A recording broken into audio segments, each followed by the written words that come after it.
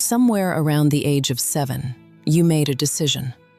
You didn't know it was a decision. It just happened. Maybe it was the moment a parent said something that landed wrong, or a teacher, or a friend. And that moment became a belief so familiar, so automatic, you stopped calling it a belief. You started calling it just who I am.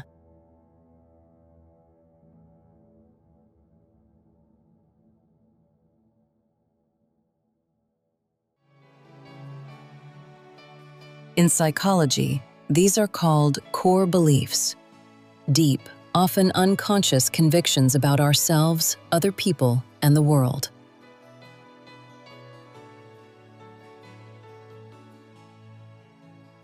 Things like, I have to earn my worth. Showing weakness is dangerous. If I'm not useful, I'm not loved.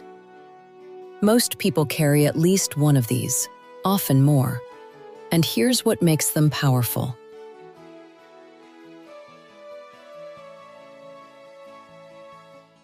They don't feel like beliefs. They feel like facts.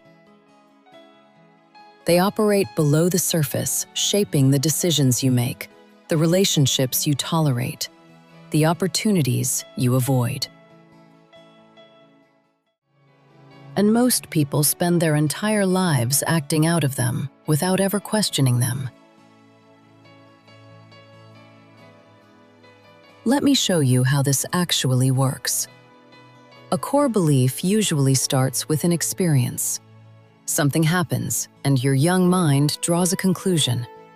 That conclusion gets reinforced over and over, until it becomes the lens through which you see everything.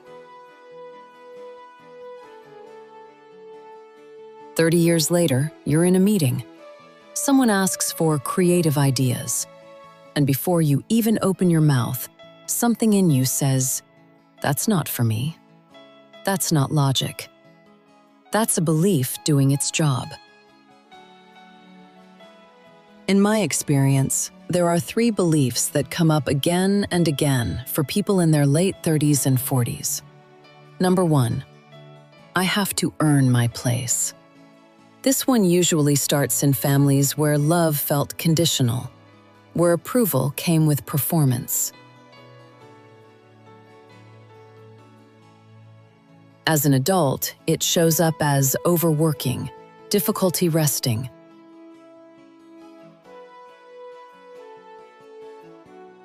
Always needing to justify your existence.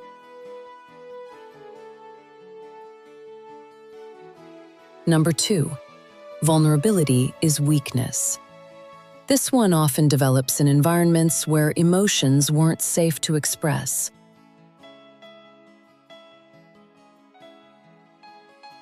Where being strong was praised and falling apart was not.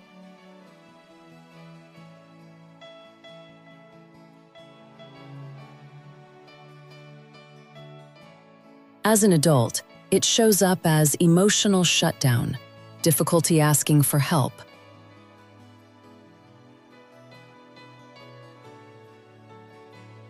Relationships that stay surface level.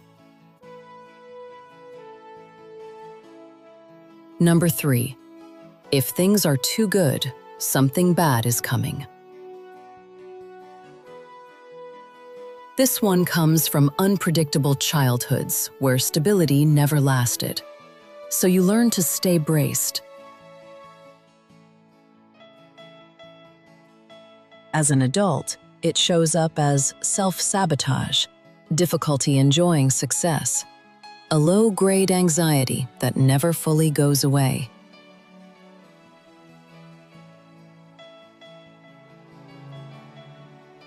Now the important part. Identifying a belief doesn't automatically change it, but it's where every real change begins.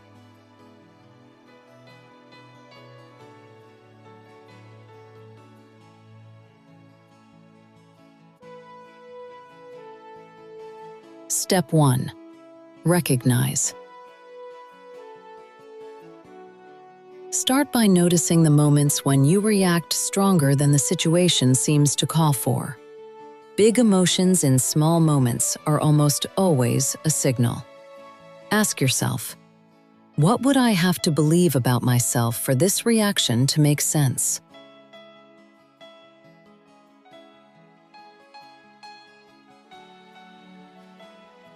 Step 2. Research. Once you have a candidate belief, get curious, not critical. When did I first start believing this? What was happening? How old was I? Was this belief something I chose or something that was handed to me?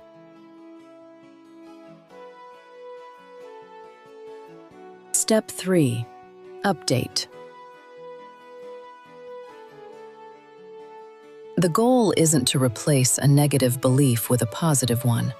Affirmations don't work if the old belief is still running underneath. The goal is to loosen the grip, to create just enough space to ask, is this actually still true for me? And to start acting even slightly as if a different story might be possible. Here's what I want to leave you with. The belief that's been running your life, it made sense once. It kept you safe. You don't have to fight it. You don't have to shame yourself for having it. You just have to be willing to look at it. Really look at it. And ask, is this who I actually am? Or is this just the story I learned to tell? That's the shift.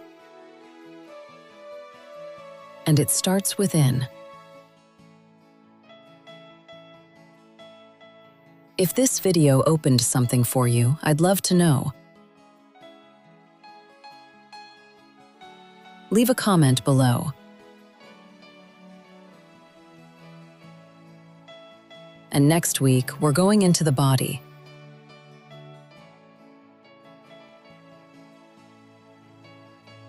How physical tension is often a belief stored in your nervous system. See you then.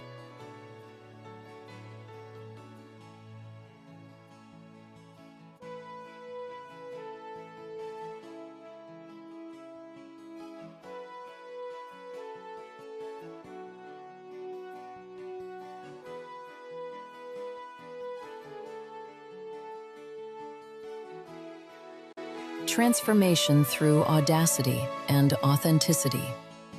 Shift within. Feel more and live truly. Subscribe, send this to someone who needs to hear it, and follow Shiopa on Instagram and Facebook.